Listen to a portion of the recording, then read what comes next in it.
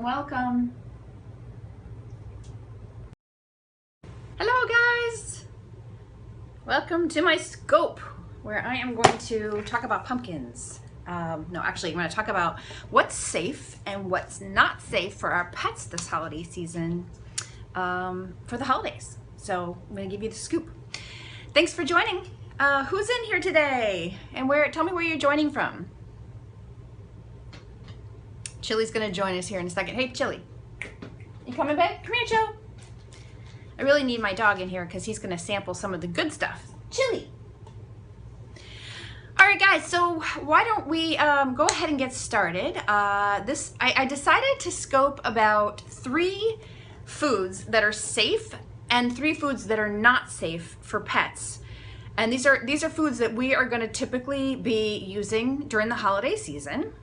And even though Thanksgiving is still over a week away, I know some of y'all are gonna be cooking this weekend. I know I will be. I'm heading out to Colorado to see my family, and I'm gonna bake a pumpkin pie before I head out. So I figured this would be a good time to give you guys this scoop on the safe stuff and the not so safe stuff. Also, I was able to visit our local. I live in Tampa, Florida. By the way, I'm Kristin. I'm Kristin Levine. I'm with Pet Living, and I show people how to live better lives with pets. I like to sniff out really cool products, solutions, and tips for pet lovers because the people who follow me are people who cannot imagine living life without their pets. So I try to make that life a little bit better, a little bit easier, more affordable, you name it, whatever I can dig up for you guys. All right, so where are you from? Who's here today? I'm sorry, I missed the comments earlier. I know we have. I saw some hearts there, so thank you for the hearts. Hey, how do I? You know what? I'm doing the landscape thing, and I have to do this to read, so that's kind of weird. I'm really sorry about that. This is only my second landscape scope, so I gotta get used to reading sideways. But thank you so much for joining. All right, let's cut right to the chase and talk about what's safe and what's not safe for pets. First up, pumpkin. So pumpkin, and obviously not in this form, although, you know, I know some dogs that would take this and run with it and have a ball. But actually, pumpkin, pureed pumpkin, is very safe for pets to eat, and dogs actually really like it. At least, you know, most dogs do. I mean, Chili, my dog, will eat it right off the spoon. It's very high in fiber, and it's also supposed to help with constipation and diarrhea. So if your pet has some irregularity issues, pumpkin might just solve the problem. What is that? Echo my large dog to new, much larger rescue. So, oh yeah, so you're trying to get your new dog used to the existing dog. How's that going? Who's the more problematic, the previous dog or your new dog? Because that can be a really big challenge, you know, especially, you know, your own dog might feel like the new dog's kind of moved in on his turf. I know that typically you want to introduce them kind of slowly. A lot of pet experts will recommend that you introduce them on neutral territory so that there's no territorial issues, but we can scope another time about that. Secondly, carrots. Carrots. Chili, come here. Chili loves carrots. Carrots are low-cal, high in fiber, and they're also good for your pet's teeth.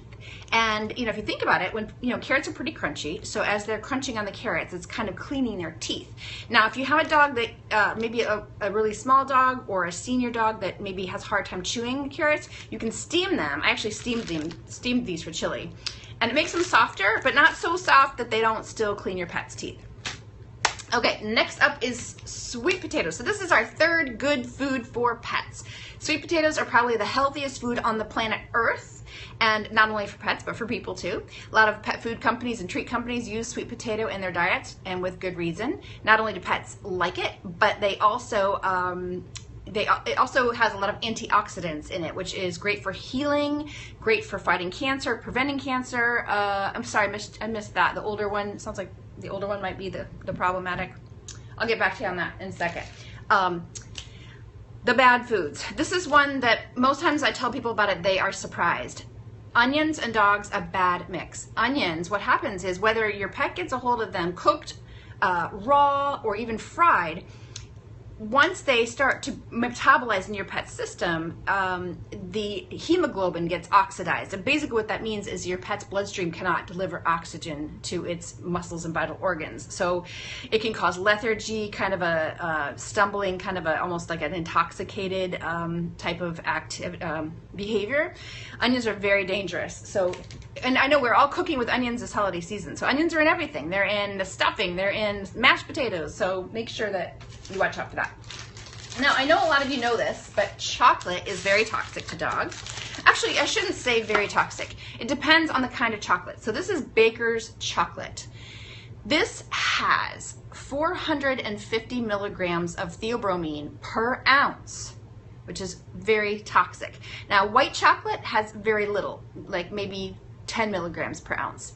And so the lighter the chocolate, the less dangerous, but it also depends on how much your pet ingests.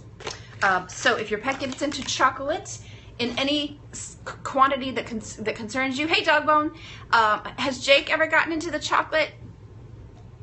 I hope not. By the way, you know what? I had to do this TV segment yesterday about this very topic, and I thought, you know what? I need some chocolate to demonstrate. And look what I bought. I bought all this chocolate. Just like I pretended that I was going to need all of this chocolate to demo, but clearly I'm going to have to do something else with it, and I think I know what that's going to be. It's going to be making lots of cookies and brownies and yummies. Anyway, but there is something I want to tell you for the holiday season. Most of the pet insurance claims from my friends at Pet Plan around the holidays are related to pets getting into foods that they shouldn't have or eating too much food. And typically it's, you know, where everybody is treating them with a little extra turkey, a little gravy. You've got to be really careful because the most common reason your pet is, most likely reason your pet is going to go to the vet for an emergency visit is for gastritis, pancreatitis, God forbid a foreign object getting lodged, and that would typically be like a turkey bone or something. No bones at all.